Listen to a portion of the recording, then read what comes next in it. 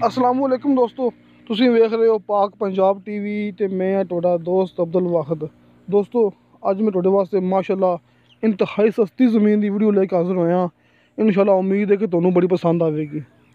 ज़िला बहावलनगर, तहसील भी बहावलनगर, बहावलनगर शहर के बिल्कुल करीब तकरीबन कोई 8-9 किलोमीटर है सफ़र बहावलनगर शहर तो।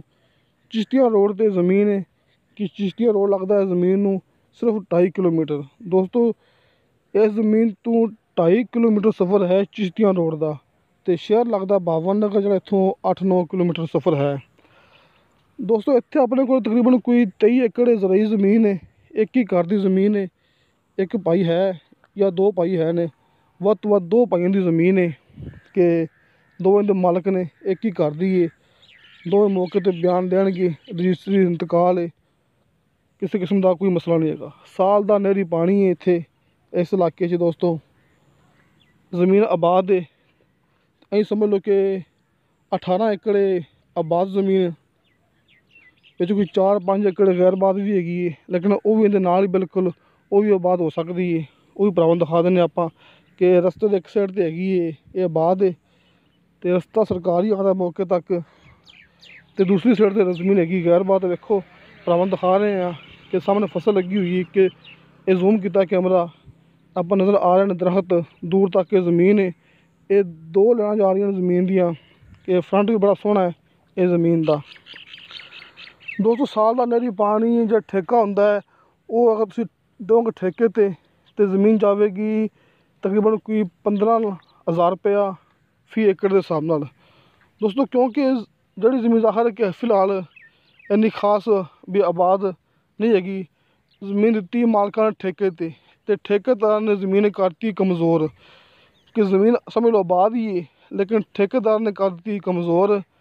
15,000 रुपया फी एकड़ साल का ठेका है। डिमांड भी मैं तुहानूं भरावां दस देना शुरू तो, ताकि जो भरा मुकम्मल वीडियो नहीं देखते गए उन्होंने इतला मिल जाए।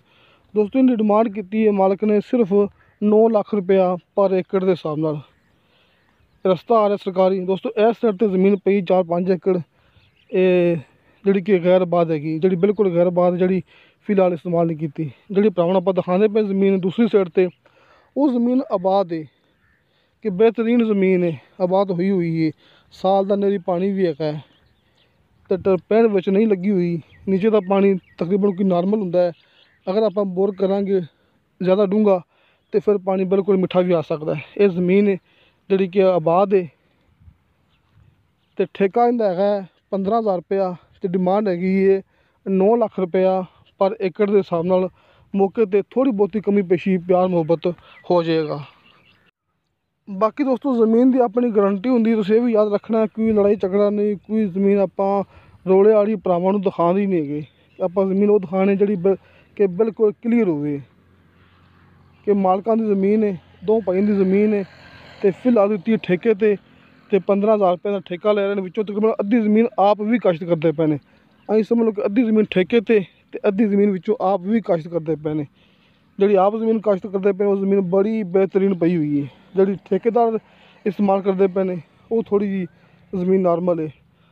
थोड़ा थोड़ा इस ज़मीन के कलर भी है, ताकि जी गल आप भरावां दसनी सीधी जी पहले ही कि ज़मीन के थोड़ा थोड़ा कलर भी है, लेकिन ज़मीन बड़ी बेहतरीन है, बहुत ही शानदार ज़मीन है कि अगर कोई दोस्त इन्हें मेहनत करेगा आके तो इो ज़मीन के किसी दौर से 40-45 हज़ार रुपया फी एकड़ के हिसाब नाल इनका ठेका हो जाएगा।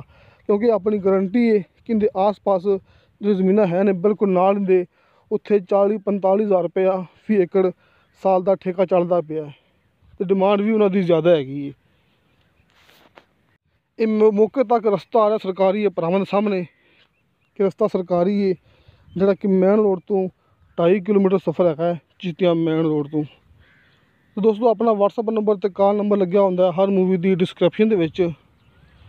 तुहानूं अपना नंबर सामने स्क्रीन पर नज़र आ गया होना है। अपने दोस्त है ने भाई शफकत साहब, उन्होंने WhatsApp नंबर तो कॉल नंबर है, तो मेरा WhatsApp नंबर तो कॉल नंबर लग्या होंदा है हर मूवी की डिस्क्रिप्शन के। दोस्तों इंशाअल्लाह ताला मिलांगे अगली वीडियो ते। खुदा हाफिज़।